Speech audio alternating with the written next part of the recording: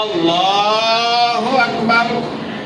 Saudi আরবের সঙ্গে মিল রেখে লক্ষ্মীপুরের 11টি গ্রামে পবিত্র ঈদ উল আজহা উদযাপিত হচ্ছে। বুধবার 27 মে সকাল 7টায় রামগঞ্জ উপজেলার পার্ক এভিনিউ জাহাঙ্গীর টাওয়ারে খানকায়ে মাদানিয়া কাশেমিয়া ঈদগাহ ময়দান সহ বিভিন্ন স্থানে ঈদ জামাত অনুষ্ঠিত হয়।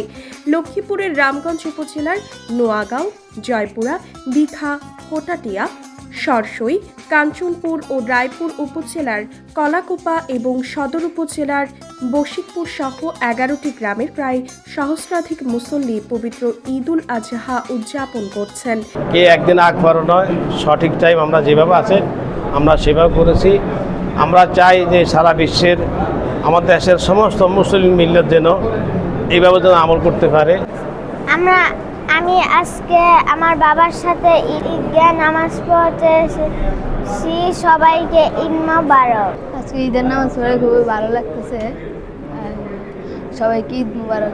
রামগঞ্জ উপজেলার খানকায়ে মাদানিয়া কাশেমিয়া ঈদগাহে ঈদের জামাতে ইমামতি করেন রামগঞ্জ আলিয়া মাদ্রাসার প্রধান মুহাদ্দিস মাওলানা মাহমুদ রুহুল আমিন। এছাড়া এসব গ্রামের প্রায় সহস্রাধিক মুসল্লি পৃথক পৃথকভাবে স্ব ঈদগাহ মাঠে ঈদের নামাজ আদায় করেন। আর আল্লাহর কাছে আমরা শুকরিয়া জ্ঞাপন করি যে আরাফার পরের দিন ঈদ হবে, এটাই যুক্তিযুক্ত। আমরা সেই যুক্তিযুক্ত মাসালার উপর আমল করতে পেরেছি, এজন্য আল্লাহর কাছে শুকরিয়া।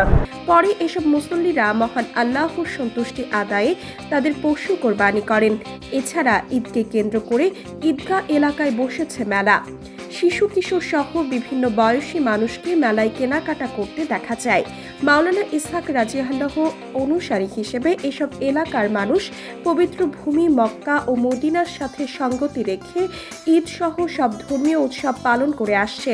এসব গ্রামের মুসল্লিরা গত 49 বছর যাবৎ সৌদি আরবের সঙ্গে মিল রেখে ঈদ উদযাপন করে আসছেন। রামগঞ্জ উপজেলার খানকায়ে মাদানিয়া কাশেমিয়া ঈদগাহের ইমাম রামগঞ্জ আলিয়া মাদ্রাসার প্রধান মুহাদ্দিস মাওলানা রুহুল আমিন বলেন, একসময় বিজ্ঞানের এমন উৎকর্ষ না থাকায় সংবাদ আদান প্রদান সম্ভব হতো না। তবে বিজ্ঞানের এ যুগে সেই মাসালা গ্রহণযোগ্য না। 4 মাযহাবের মতের পৃথিবীর এক প্রান্তে প্রথম দর্শনীয় হচ্ছে, অপর প্রান্তের পালনীয়। সে অনুযায়ী আমরা ধর্মীয় সব কার্যক্রম পালন করে আসছি। আগামীতেও আল্লাহর সন্তুষ্টি লাভে পালন করে যাব ইনশাআল্লাহ। আমাদের আকীদা হলো যে পৃথিবীর আকাশে যে প্রান্ত থেকেই চাঁদ উদিত হবে, ওই চাঁদের ভিত্তিতে সারা পৃথিবীতেই রোজা, ঈদ এবং সকল ধর্মীয় আনুষ্ঠানিকতা পালন হবে। তো সেই আঙ্গিকে আমরা করতেছি যে সারা পৃথিবীতে আজকে ঈদ, শুধু কেবল বাংলাদেশ সহ 2-1টা দেশ হয়তো আপনার এই আজকে ঈদ পালন করে না, কিন্তু আমাদের পূর্ব এবং পশ্চিম সকল দেশে আজকে ঈদ উল আজহা। আর সবচেয়ে বড় কথা হচ্ছে হজ যেহেতু গতকালকে হয়ে গেছে, কালকে ছিল ইয়মুল আরাফা, তো আরাফা যদি কালকে হয়ে যায়, কালকে তো আজকে তো কোরবানি। ফেতর ঈদ উল আজহা আমরা পালন করে আসতেছি। এর মধ্যে আমরা সবচেয়ে বড় জিনিস হলো সৌদি আরব থেকে আমাদের বাংলাদেশের মধ্যে 3 ঘন্টার ডিফারেন্স। এর জন্য তো আমরা তো 22 ঘন্টা আমরা রোজা উপবাস আমরা থাকতে পারি না। আর ঈদের দিন রোজা রাখা হলো হারাম।